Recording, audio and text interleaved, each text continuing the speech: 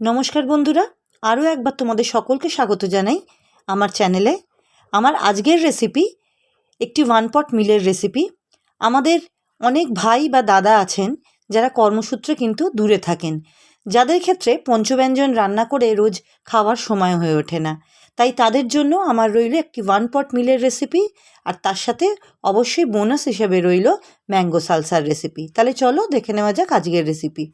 प्रथमे आमी एखाने निये निয়েছি শামা চাল, যেটাকে আমরা শামাদানাও বলে থাকি। এটাকে জল ঝরিয়ে ধুয়ে পরিষ্কার করে রাখা আছে। আর আমি নিয়ে নিয়েছি বিভিন্ন রকমের সবজি, যেমন আলু, পটল, গাজর, কুমড়ো। এক্ষেত্রে তোমরা আরও তোমাদের নিজেদের পছন্দ মতো সবজি ইউজ করতে পারো। এরপরে আমরা নিয়ে নিয়েছি কিছুটা মুগের ডাল, যেটা ভেজে ধুয়ে রাখা ছিল। আজকের রান্নাটার বোনাস টিপস হলো, এটা আমরা কিন্তু করছি রাইস কুকারে। কারণ রাইস কুকার আমাদের বর্তমান দৈনন্দিন জীবনে যারা দূরে থাকেন বা যারা কর্মরত তাদের ক্ষেত্রে কিন্তু ভীষণ সুবিধাজনক একটি জিনিস। তো প্রথমে দেখো রাইস কুকারটি গরম করে আমি সর্ষের তেল দিয়ে দিলাম, আর এর মধ্যে আমি দিয়ে দিয়েছি পরিমাণ মতো জিরে আর শুকনো লঙ্কা। দেওয়ার পরে একটু যখন আমাদের রাইস কুকারটা গরম হয়ে যাবে তখন আমি দিয়ে দেবো তার মধ্যে কাটা সমস্ত রকমের সবজি।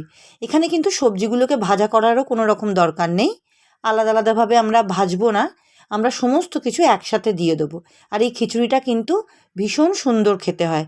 এটা তোমরা পুজো বা যে কোনো উপোসের দিনেও কিন্তু খেতে পারো। সবজি দিয়ে দেওয়ার পর দেখো আমি শুকনো খোলায় ভেজে ধুয়ে রাখা মুগের ডালটা দিয়ে দিলাম ধুয়ে রাখা শামা দানাটা। এরপর এর ভেতরে আমি এক এক করে মশলা অ্যাড করে দেবো। দিয়ে দিলাম সামান্য পরিমাণ হলুদ গুঁড়ো, সামান্য পরিমাণ নুন। এখানে কিন্তু মশলা কোনো রকম লাগে না, বিনা মশলাতেই কিন্তু এটা ভীষণ সুন্দর এবং সুস্বাদু খেতে হয়। দেখো সমস্ত কিছু আমি একটা হাতা দিয়ে রাইস কুকারে ভালোভাবে নাড়িয়ে চাড়িয়ে নিলাম। এরপর পরিমাণ মতো আমরা জল দিয়ে রাইস কুকারটা অন করে এটাকে আমরা সিদ্ধ করতে বসিয়ে দেবো। তো দেখো এটাকে আমি সিদ্ধ করার জন্য বসিয়ে দিয়েছি। আর রাইস কুকারে দুটো মোড থাকে, একটা অন একটা অফ। আমরা সেই অন মোডটাকে অন করে দিয়েছি। দিয়ে এবার এটাকে আমরা ঢাকা চাপা দিয়ে রান্না করতে দেবো। এই ঢাকা দিয়ে আমরা কিন্তু ঘরের অন্যান্য কাজও সেরে ফেলতে পারি। তো দেখো আমি 5-7 মিনিট পর ফিরে এলাম। খিচুড়িটা মোটামুটি আধা সিদ্ধ হয়ে গেছে। আমি আরেকটু নাড়িয়ে চাড়িয়ে নিলাম। দিয়ে এরপর এতে আমরা দিয়ে দেবো দুটো গোটা কাঁচা লঙ্কা। আমরা একবার আলুটাকে দেখে নেব, না আলুটা কিন্তু আরেকটু সিদ্ধ হবে। তো আমি নাড়াচাড়া করে নিয়ে আরও একবার এটাকে ঢাকা চাপা দিয়ে আরও 5 মিনিটের জন্য রান্না করে নিলাম।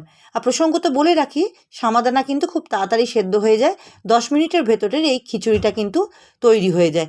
এরপর আমরা দিলাম পরিমাণ মতো চিনি আর ঘি।